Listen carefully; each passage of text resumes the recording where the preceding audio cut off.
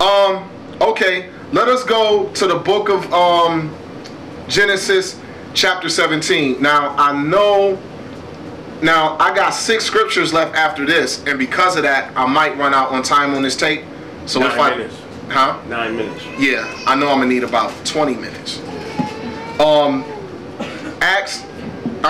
Genesis 17, starting at verse 1. Because I just want to read this last step. Well, not the last step, but I could say the next step.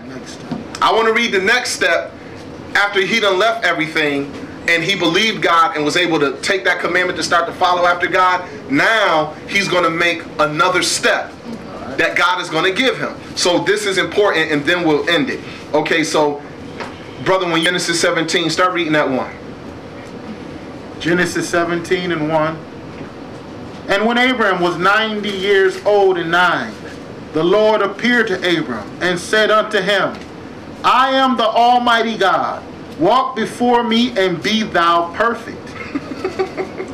And I will make my covenant between me and thee, and will multiply thee exceedingly.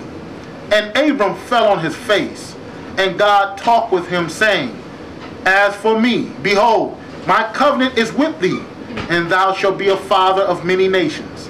Neither shall thy name any more be called Abram, but thy name shall be called Abraham. For a father of many nations have I made thee. And I will make thee exceedingly fruitful, and I will make nations of thee, and kings shall come out of thee. And I will establish my covenant between me and thee, and thy seed after thee, in their generations, for an everlasting covenant, to be a God unto thee and to thy seed after thee. And I will give unto thee and to thy seed after thee the land wherein thou art a stranger, all the land of Canaan, for an everlasting possession, and I will be their God. And God said unto Abraham, Thou shalt keep my covenant, therefore, thou and thy seed after thee in their generations. This is my covenant, which ye shall keep between me and you and thy seed after thee. Every man child among you shall be circumcised. Okay. Circumcision is not a sign of the covenant.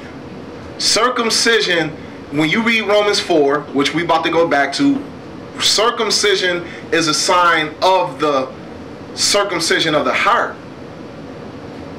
But the flesh circumcision is the covenant. It is the substance of the covenant, is an agreement.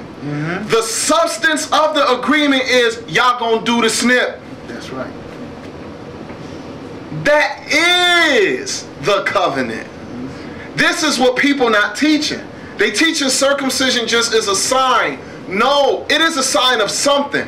But in itself, is the flesh circumcision is the covenant. Is that what he say? That's what he This said. is my covenant. This is my covenant. You and your seed after you shall be circumcised. That is the covenant.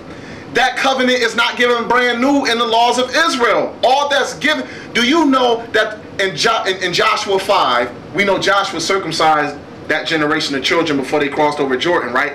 It said, and this is the reason why Joshua did the thing. It said because the generation that came out of Egypt, they were all circumcised when they came out of Egypt.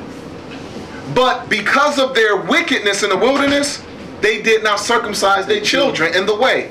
And so Joshua had to make sure they were circumcised because they was about to enter what? The sanctuary, as Psalm 78 tells us. That's right.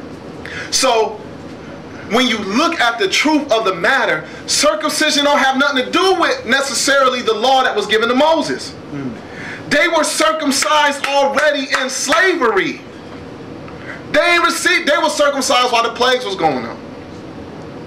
You don't read where Moses had to go to Egypt and make everybody be circumcised because they forgot about circumcision in captivity. You don't read about that. The Hebrews circumcised themselves in the captivity. That whole generation was already circumcised. So by the time Levi is given the law in the midst of the wilderness, they just told, when you circumcise the boy on the 8th day, make this sacrifice before the Most High. But they had been sacrificing on the 8th day without the order of Levi. So we still circumcise unto this day. while Levi is in stasis. And his priesthood is put on hold because God took away the temple and took away our access to the land.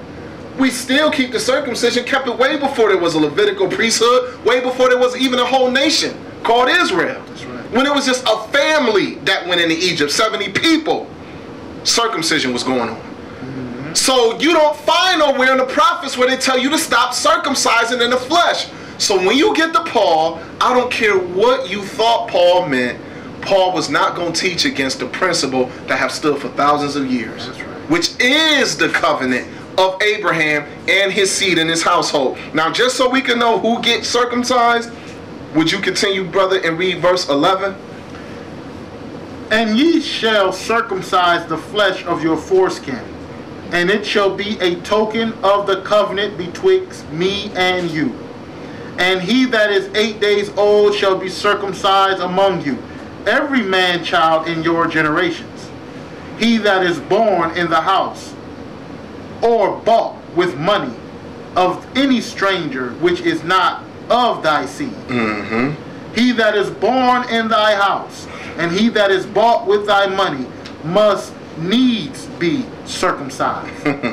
And my covenant shall be in your flesh for an everlasting covenant. And brothers and sisters, yeah, it's talking about those who born in the house, who actually born of the blood. Because after Abraham and Ishmael, who were the only two of the bloodline, Abraham was 99, Ishmael was 13. The next one born in that house is Isaac. Isaac was circumcised on the 8th day. But anybody, if a grown man come along who Abraham buys, that grown man gonna be circumcised if he gonna stay in Abraham's house.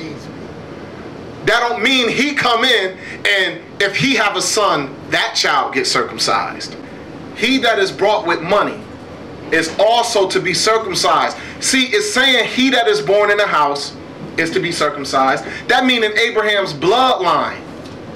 But also once you in the house, any child born in the house should be circumcised, even if they not blood related to Abraham, because they belong to him because of the servitude of their parents. But what if you just come into Abraham? So Abraham circumcised and he get a new servant he buy. That servant has to be circumcised. And when that servant have a child, then yes, he will be able to fulfill the 8th day part. Mm-hmm. But when you come into Abraham's house, you had to be circumcised as a grown man. And this is something, you know, one cat told us that, you know, a man can be a man Christ because he read in Romans 4. A man can come into Christ and because circumcision don't profit nothing, you never have to be circumcised. But now he would have been better off just leaving his thing there. Nobody ever. Right. He said, but if that man who came into Christ have a son, then he shall circumcise his son in order to fulfill the righteousness of the law. We said, well, where's the righteousness of the law? He said, well, it's saying in Genesis 17, you shall circumcise the child born on the 8th day in Abraham's house. But it said whatever servant is bought with money too. So what if a man just got bought?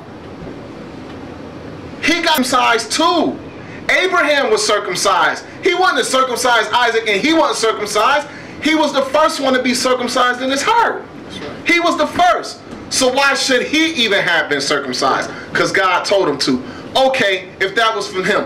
Why did he have Ishmael circumcised? Did God tell him to have Ishmael circumcised? Well, you assume, yeah. But what about all the other grown men? Some men who were Abraham age or even a little younger who served him. Men in their 70s and 60s and 50s. Abraham in his 90s.